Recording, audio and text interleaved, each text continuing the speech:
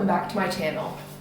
Christmas edition. Now I, like most people who celebrate, am in the Christmas spirit, and my Instagram Discover page was definitely listening to my conversations, knew that I was getting ready to pull out all of my Christmas decorations and start putting them up, and that I was looking for a little bit of inspiration. And thus, when I sat down for a scroll break, it began to recommend to me all sorts of Christmas cheer and holiday decor ideas, things that they wanted me to buy, but I definitely knew I was gonna make at home. And one of those things was the most glorious thing I have ever seen.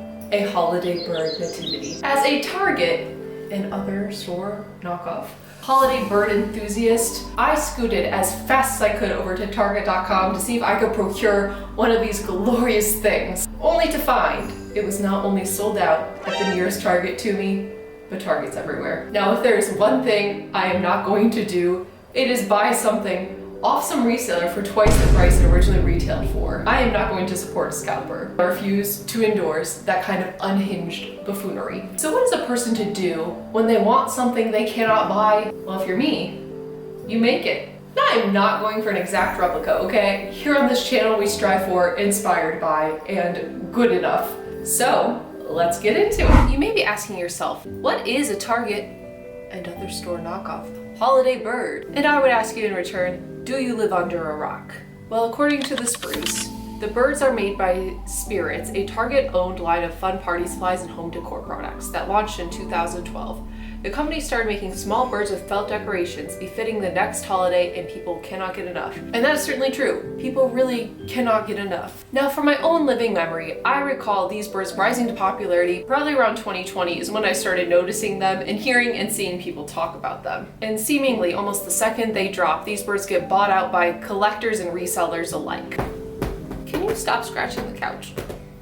Now, the point of this video is not going to be me getting all deep and philosophical as to why these birds are so popular. I think it's pretty obvious. A, they're cute, and B, there's an exclusivity to them, which makes them all the more desirable. And while Target's brand Spirits may be the originator of these birds, as aforementioned in this video, there are other stores do a knockoff of these birds. I've seen and purchased some from Walmart, Meijer, and even Dollar Tree. That's enough about the history of the holiday birds. Let's get on to the craft. So the first thing that I needed to do is volunteer 3 birds as tribute to use for this craft.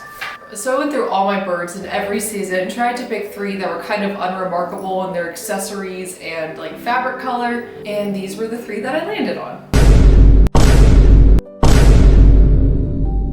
So I decided these 2 did not need to watch the violence that was about to ensue, so I turned them the other way, and my cat watched in horror as I began to scalp this bird. The second one, her scarf and hat came off a little easier, so it wasn't as aggressive of a removal as the first. And then I moved on to the little bird that I'm using as Birdie Jesus. And I had to give him a little bit of a haircut because there was some fuzz attached when I ripped off his head. And as I tried to gently remove his sweater,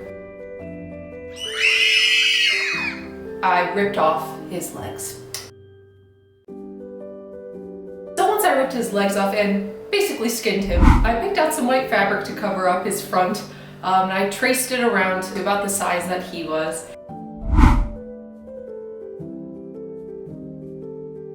And then I used a paintbrush and some glue to glue it on.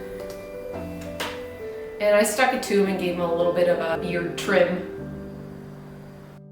And then I used a little scrap of fabric as his headdress. It's at this point I started to wonder if this might be a little bit sacrilegious, but I tend to err on the side that God has a sense of humor, so I persist. And then I secured on his headdress with a few straight pins, and I just repeated the headdress portion on the other 2 birds, just gluing it down and sticking some straight pins in to really secure it. Then I moved on to making the manger, and I used some popsicle sticks for this because I wanted it to look actually wooden. So I just glued them onto a little piece of cardboard. And because I like to overcomplicate things, I decided after I had already glued them on that I wanted to cut off the scalloped edges. So I used a chop saw for this. And as you can see, I used a pipe to hold it into place because I like all my fingers and I didn't want to lose one. When I moved on to the sides, instead of too tedious and too dangerous to try to cut the scallop off each popsicle stick, I decided I was okay with the scallops. On the front, I decided I was just going to break the popsicle sticks because this is in fact a feeding trough, so it doesn't need to be perfect. And then I created a stain by mixing some brown and black paint with some water. And I painted it on with a paintbrush to kind of weather the wood.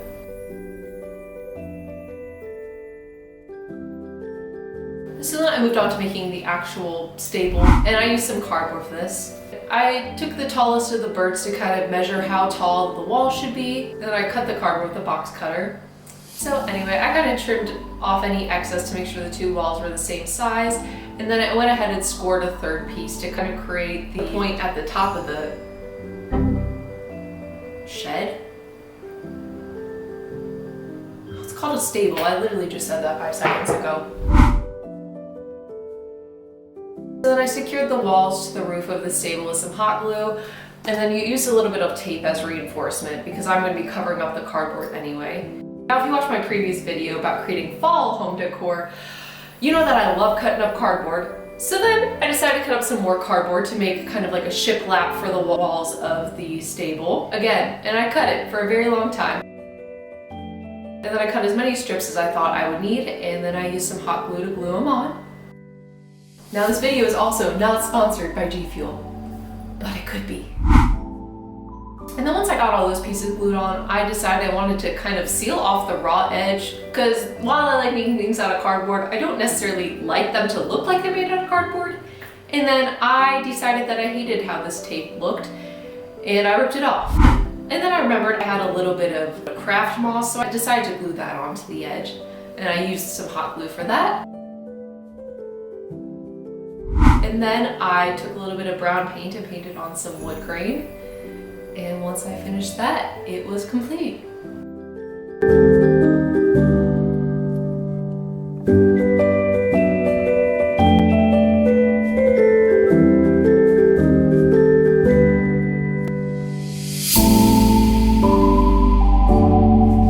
Here it is in all its glory. Now, did it come out anything even remarkably similar to the Target Bird Nativity? Absolutely not. But is it a bird nativity? That it is. I'm relatively pleased with how it came out. It is definitely something that I will keep putting up year after year. My absolute favorite part is definitely the little manger that I have birdie Jesus in. I did end up adding some moss to that too to get it to match the stable, but I do actually really like it, even if it's not exactly like the Target one. But as I mentioned before, I wasn't going for an exact replica, I was going for close enough. But anyways, I hope you enjoyed watching this video. Be sure to like and subscribe and follow me on Instagram at Audrionics. And if you celebrate Christmas, Merry Christmas. If you don't, Happy Holidays. And I will see you next time. Safe travels.